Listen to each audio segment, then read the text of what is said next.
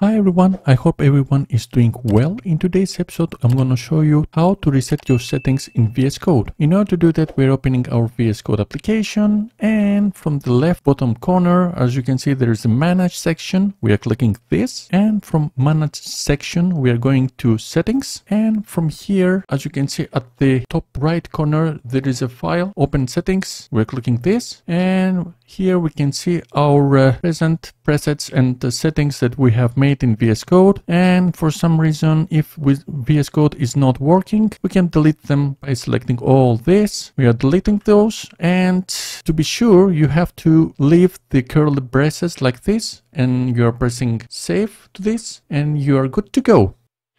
If you not access the settings from up right corner, I'm gonna show you another way. We're coming to search bar, and simply we are typing settings. As you can see, we have the option here. We are clicking this, and from here you can find the saved file that we have done previously. As you can see, there's nothing inside. We have reset every single setting in VS Code. If you're not able to open VS Code, I'm going to show you the third option that you can reset your VS Code simply by pressing Windows key and R. And from here, we are simply typing user profile /appdata /roaming /code /user, and we are pressing OK, and we are opening our current location of VS Code. As you can see, there's a file named settings.json. Clicking right, and we're opening with a notepad, and everything here that you can see there will be your settings. You can delete them, but always leaving those two curly braces like this, and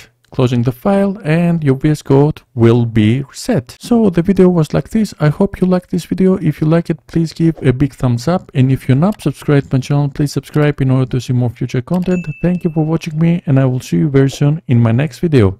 Until then, have a nice day. Bye bye.